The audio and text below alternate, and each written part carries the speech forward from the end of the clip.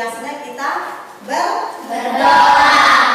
Jadi sebelum memulai segala sesuatu kita harus berdoa. Jadi sebelum kita mulai kegiatan belajar kita hari ini, kita harus terlebih dahulu untuk berdoa. Jadi ibu meminta salah satu kesediaan salah satu siswa untuk memimpin kita di dalam doa. Oke, Firdan, maju.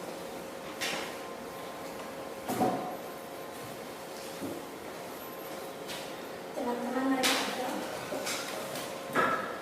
Ya Tuhan, terima kasih atas pengetahuan yang telah menyertai kami dan kami tiba di sekolah ini. Tuhan, tiba saatnya kami mulai dengan mengajarkan maka jauh menginginkan Anda dalam nama Yesus kami berdoa. Berikan tepuk tangan untuk kita. Sebelum kita memulai, ibu akan absen ya. Ya Bu. Amelia, Ada Bu. Angel, Ada Bu. Cristiano, Ada Bu. Citra, Ada Bu. semua hadir kok? Hadir Bu. Semua hadir ya. Kita akan memulai pelajaran kita ya. Saya perhatikan ke sini ya.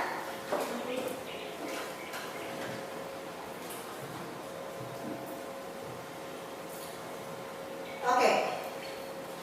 Adapun tujuan pembelajaran yang kita mencapai hari ini, yang pertama mampu menjelaskan dasar memang Mengampuni. Yang kedua mampu yang berikut Mampu menjelaskan alasan mengampuni manusia melalui Yesus Kristus. yang berikut apa? Mampu menjelaskan sikap Yesus mengampuni melalui kisah pada pasal 8 ayat 1 sampai 11. Oke. Yang berikut apa? Mampu meneladani Yesus Kristus dalam hal mengampuni. Oke. Itulah tujuan pembelajaran yang kita akan capai bersama pada hari ini. Oke. Bahan kita yang pertama Efesus pasal 4 ayat 30, 32. Kolose 3 ayat 13 dan Yohanes 3 ayat 16.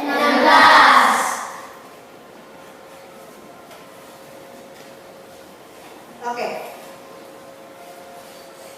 Sebelum kita masuk kepada materi, kita nonton dulu video animasi Gordon Wilson ya.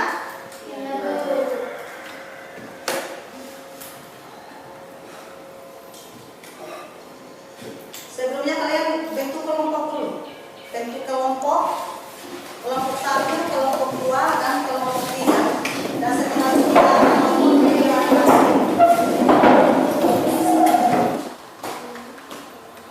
Oke, kelompok yang pertama itu apa makna dari tindakan Gordon Wilson? Itu kelompok pertama di sana ya. Nah, kelompok kedua, mengapa Gordon Wilson rela mengampuni teroris yang telah menyebabkan putrinya tewas? Terus kelompok yang ketiga, jika kamu adalah Gordon Wilson, bagaimana sikapmu terhadap para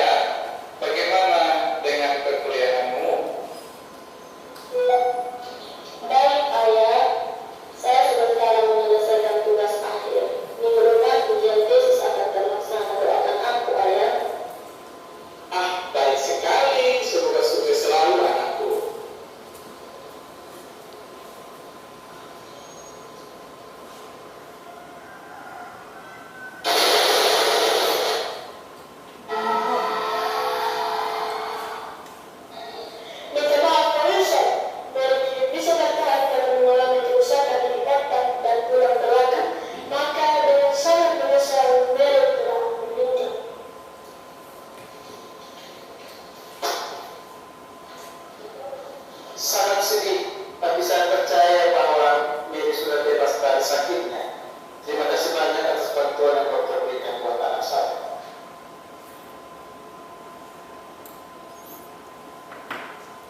Pak Dosen, saya meminta kesediaan Anda untuk diwawancara. Saya dari divisi, bagaimana perasaan Anda terhadap orang yang memasang bola? Saya tidak membenci mereka. Saya tidak dendam kepada mereka. Kata-kata yang penuh amarah akan kami hidupkan dia kembali. Tentu tidak. Saya akan berdoa malam ini dan setiap malam selanjutnya agar Allah mengampuni mereka. Saya merasa apa yang Anda katakan tadi sungguh penuh ketulusan. Anda sama sekali tidak pernah dendam terhadap orang yang memasang bola dan membuat anak Anda meninggal. Semangat hidup Anda akan menginspirasi banyak orang yang juga kehilangan keluarga dan sahabat dalam peristiwa bom itu dan menjadi lebih kuat dalam menjalani hidup. Terima kasih banyak Pak untuk waktunya. Tuhan Allah pasti akan menyembuhkan dan terus menyertai hidupmu.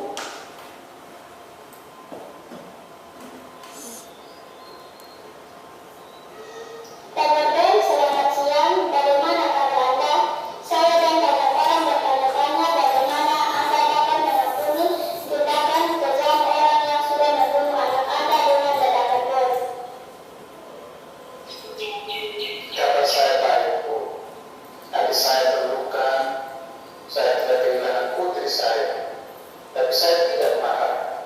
Kata-kata milik terakhir kepada saya, yaitu kata-kata kasih, akhirnya menemukan demi kasih di hati saya. Ini membawa perubahan dalam hidup saya. Saya percaya kasih dan pengampunan akan membuat saya tenang menjalani sisa hidup saya. Cerita hidup Gordon Wilson dan putrinya yang meninggal karena ledakan bom sungguh merupakan peristiwa yang menyedihkan. Tapi sikap dari Gordon Wilson perlihatkan tentang bagaimana ia berdoa agar Allah mengampuni orang yang memasang bom dan bagaimana ia mengampuni orang-orang tersebut sangat menginspirasi kita semua. Ini menyatakan bahwa pengampunan harus kita tunjukkan kepada orang-orang yang telah bersalah kepada kita. Karena sikap mendendam hanya akan menghancurkan diri sendiri. Sekian dan terima kasih. Oke. Gordon Wilson bersama putrinya yang berusia 28 tahun pergi menonton pawai di Irlandia Utara ya. Jadi adik-adik tadi sudah menonton video tadi, silakan kerjakan yang ibu sudah bagikan itu dan sebentar presentasikan apa yang menjadi hasil diskusi kalian masing-masing kelompok.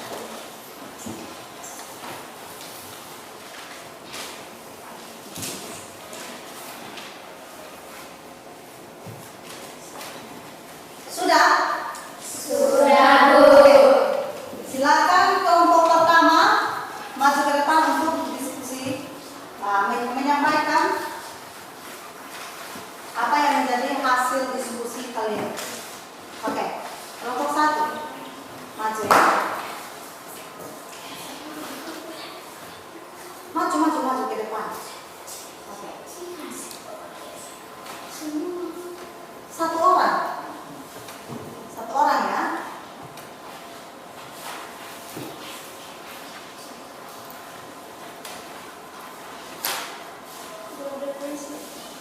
Wilson telah menjalankan dugaan dan yang mengikuti sebenarnya. Namun ada beberapa bukti untuk kita, maka kita dapat diampuni dan dibebaskan dari hidup. Pada bagian tertentu adalah kehidupan kita, dan kita pun mendapat anugerah untuk mengampuni orang lain. Maka berikan tepuk tangan. Ya, terus kelompok kedua maju.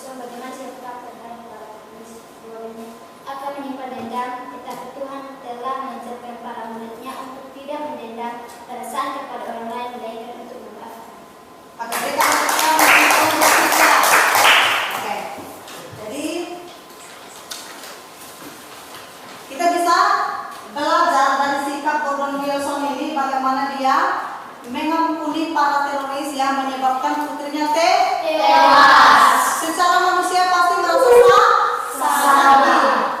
sakit hati, kecewa karena anaknya meninggal.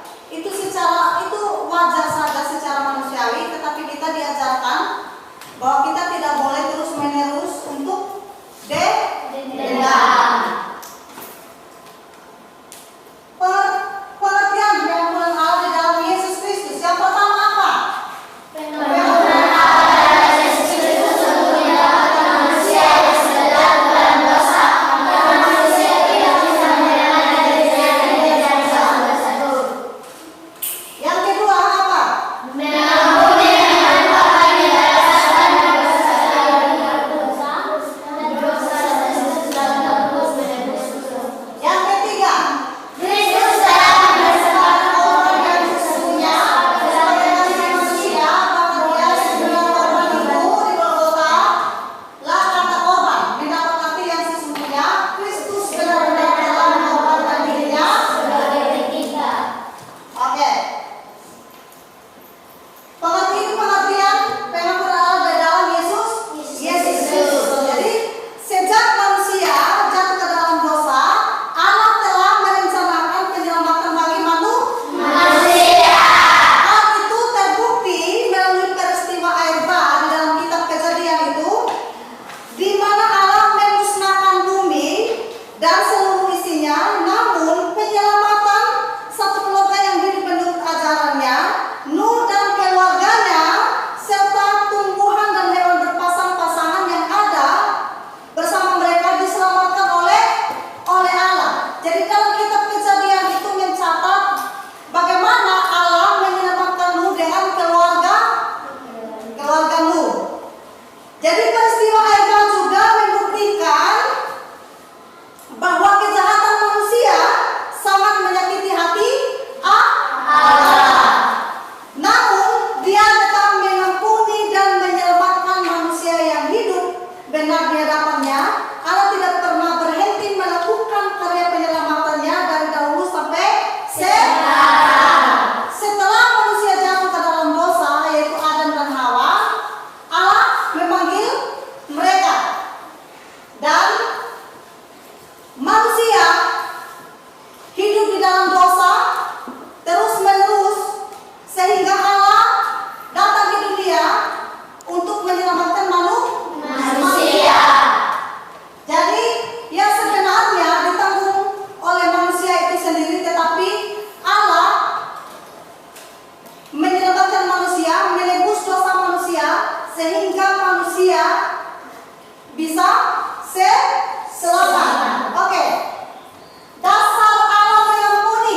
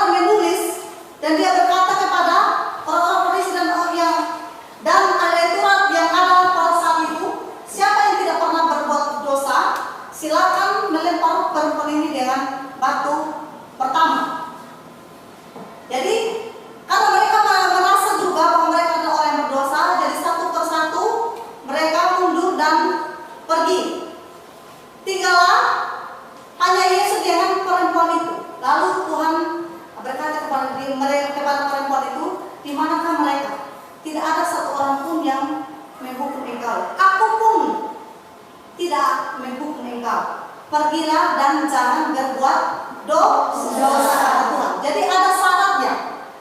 Jadi Tuhan Yesus tidak menghukum dia dengan satu syarat, bahwa dia tidak boleh lagi melakukan hal yang salah. Jadi Tuhan Yesus di situ bukan berarti Tuhan Yesus kompromi dengan dosa ya. Coba perhatikan di situ, memberi pengampunan tanpa memandang status dan mengasihi setiap manusia. Kita diajarkan untuk tidak menghakimi kesalahan sesama, memberi kesempatan orang bertobat, mengampuni dan mengasihi sesama tanpa memandang status. Status perempuan itu kan statusnya tidak baik, benar kan? Tetapi Tuhan Yesus tidak memandang statusnya yang rendah itu. Tuhan Yesus tetap mengampuninya, dan Tuhan Yesus berkata, pergilah dan jangan berbuat dosa lagi. Oke. Kesimpulan, karya pengampunan Allah dalam Yesus Kristus tidak dibatasi oleh apapun dan kapanpun. Karena begitu besar kasih Allah akan dunia ini, sehingga Dia telah memberikan anaknya yang tunggal, supaya setiap orang yang percaya kepada tidak binasa, melainkan beroleh hidup yang kekal. Jadi ada jaminan bagi kita setiap umat Tuhan yang percaya kepada Tuhan dengan sungguh-sungguh. Oke.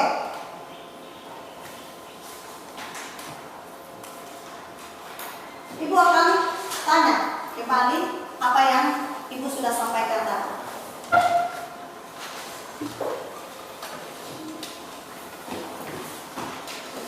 Dasar Allah mengampuni manusia itu apa?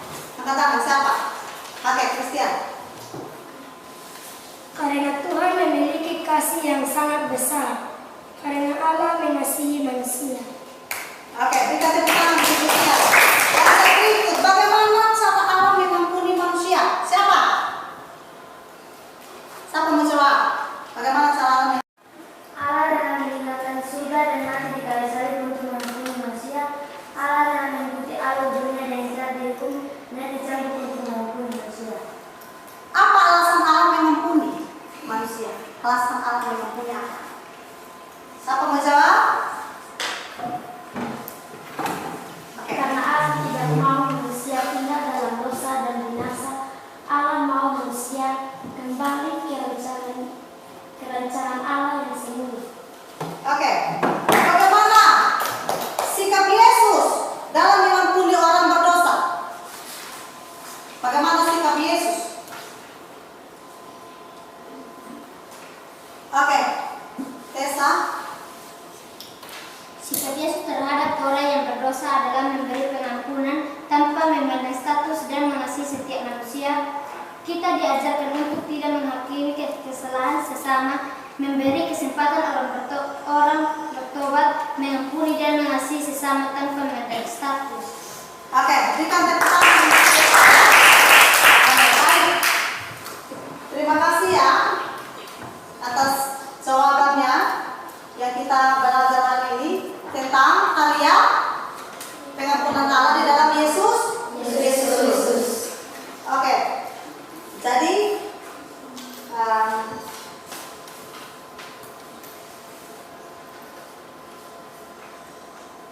minggu depan kita akan bertemu di jam yang sama, di hari yang sama. Jadi kita akan menutup pertemuan kita hari ini dengan doa. Saya minta kesediaan salah satu siswa untuk menutup kita di dalam doa. Oke, saya. Tuhan, terima kasih atas penyertaan-Mu yang telah menyertai kami dan aku dengan berdoa-doanya di akan berdasarkan hari ini. Tiba saatnya kami pulang, tuntun dan sertai kami yang kami berarti berfirman kami masing-masing Islam. Di doa dan